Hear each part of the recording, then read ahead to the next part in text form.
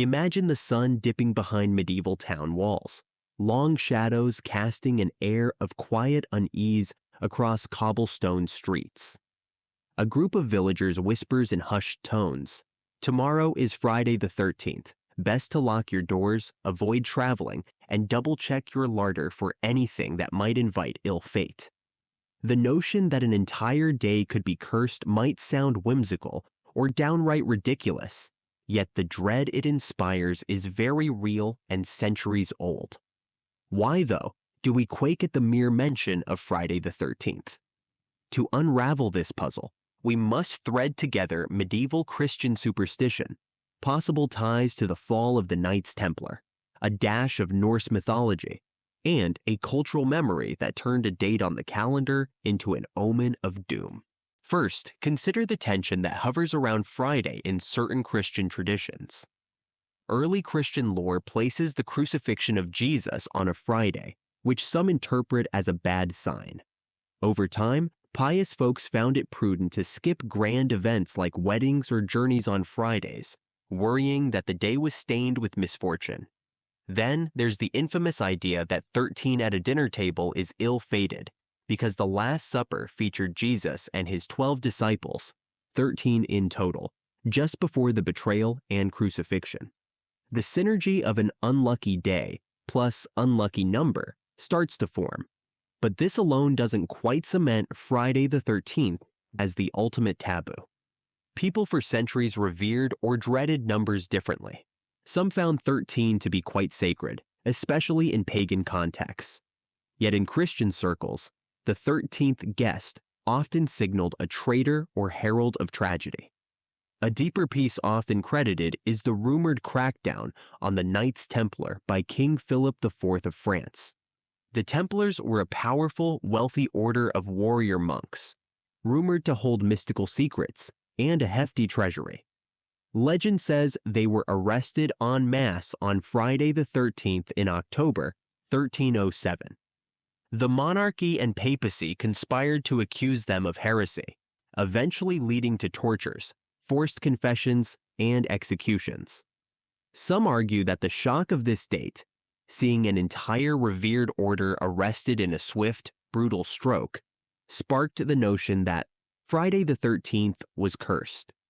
Though historians debate whether the Templars truly anchored this superstition, it remains a popular explanation in many retellings, especially when weaving dramatic conspiracies. The Templar saga undeniably cast a dark pall, fueling whispers that the day itself had gained malignant power.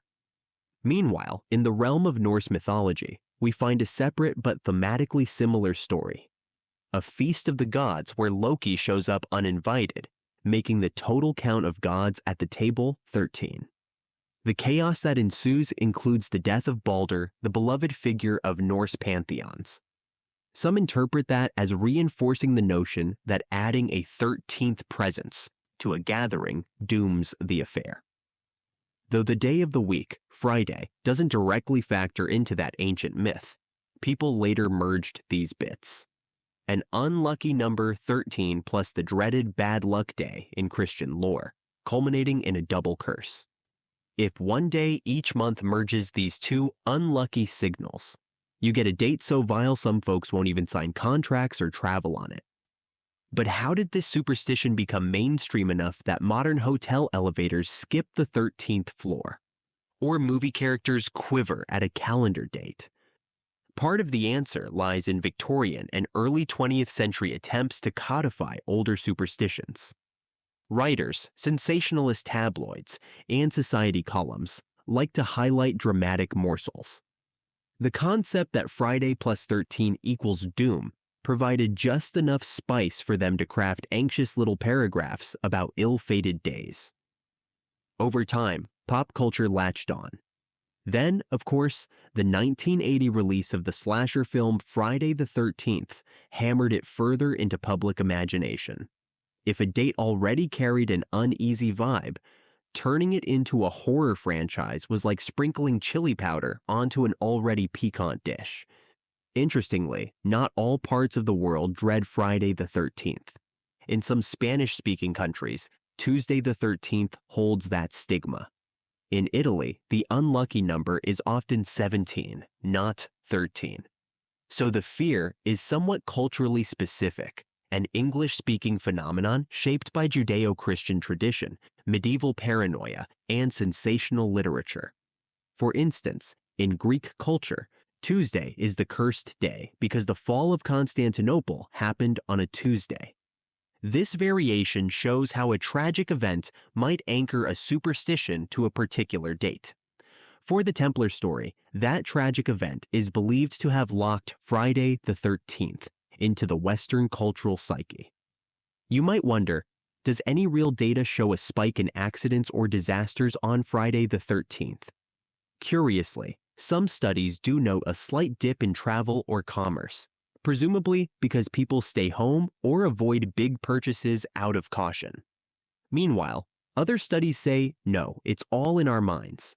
If something bad happens on that day, we're more likely to link it to the superstition. Psychologists call this a confirmation bias, where we highlight events that confirm our belief and ignore any evidence to the contrary. Realistically, if "I like my suitcase" is a random statement, so too might be any weird event on a Friday the 13th, coincidental and not necessarily cursed. So how does one day each month, or sometimes only a handful of times a year, hold us in thrall? The power of collective imagination. Fear, rumor, religious caution, medieval atrocities, and modern marketing fused to anoint Friday the 13th with a kind of taboo.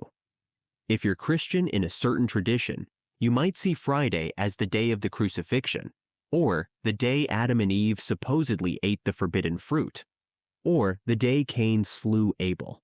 Combine that with the dreaded Seat 13 problem, or the Templars' downfall, and you get a reason to panic if the 13th of a month lands on a Friday. While our rational mind says it's silly, the cultural script can be so strong we still flinch. In the theatrical sense, it parallels break a leg, ironically flipping good luck on its head. Some folks do the same with Friday the 13th. They hold anti-fear day events, treating it as a chance to prove that fear is a construct. For instance, in various towns, local bars or clubs might host a Friday the 13th extravaganza, focusing on the comedic side. Yet for others with paraskevidikatriophobia, the fancy Greek-based term for fear of Friday the 13th, it's no laughing matter. They might call in sick, cancel flights, or avoid big decisions to sidestep potential doom. Historical baggage is that persistent sometimes. The Templar storyline remains one of the more dramatic anchors. That on Friday the 13th, King Philip IV orchestrated the arrest of an entire order of knights. While the day's unlucky status likely predates that event in smaller forms, the violent demise of a once revered group gave new weight to the superstition. Tales spread that the Templars cursed the French monarchy. Over time, it bloomed into the broader notion that misfortunes might befall anyone on that day. Add in an undercurrent of centuries-old gloom from multiple cultural references, and we have a perfect storm of suspicion. Norse myth, as mentioned, also tosses in a piece of the puzzle. That ill-fated dinner with 13 guests leading to chaos.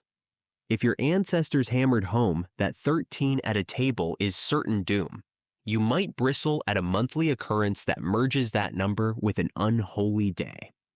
But even so, history is messy. The negativity around 13 and Friday was never a uniform creed. Some older societies considered 13 a sign of fertility or cosmic completeness. In short, beliefs evolve, merge, or outright clash. In our modern day, even if we disclaim superstition, we still toss around references to Friday the 13th being ominous. Horror films, pop culture memes, even minor scheduling jokes, like avoiding scheduling your dentist appointment on that date, keep the superstition alive. And ironically, the more we talk about it, the bigger it seems. If something untoward does happen, like your car battery dying or stubbing your toe, on that day, we can't help but say, see, it's Friday the 13th. Meanwhile, if we pass the day incident-free, we tend not to dwell on it. Ultimately, why is Friday the 13th considered unlucky? Is a tapestry of Christian tradition, medieval drama, mythical fear of the number 13, a possible Templar fiasco, and the power of cultural narrative. Each element weaves together to produce a day widely recognized as a gloom-laden question mark on the calendar. Whether we believe it or not, the superstition persists. People may ironically joke, "Don't do anything risky on Friday the 13th," or cancel all big decisions, revealing how the medieval mindsets still echo in our modern routines. If we step back and weigh the evidence, there's nothing particularly disastrous about that date. But once an idea sinks its teeth into the popular imagination, it takes on a life of its own. It's a bit like someone telling you to break a leg before you step on stage. No one truly wants your leg broken, like no one truly wants misfortune to strike on a Friday. Yet superstition has a way of hooking our primal nerves. Maybe that's part of being human. We are story-driven creatures, and Friday the 13th is one of those stories that loops forever. So, while we can chalk it up to a cocktail of religion, tragedy, myth, and confirmation bias, the day stands firm in the cultural psyche. Next time the calendar aligns to produce that dreaded date, we can either cower or shrug, it's just another day. Or maybe have a little fun with it, host a spooky movie night, tease your friends about staying indoors, and remind yourself that, historically, it's just the synergy of Friday and the number 13. The real magic or menace is the meaning we choose to give it.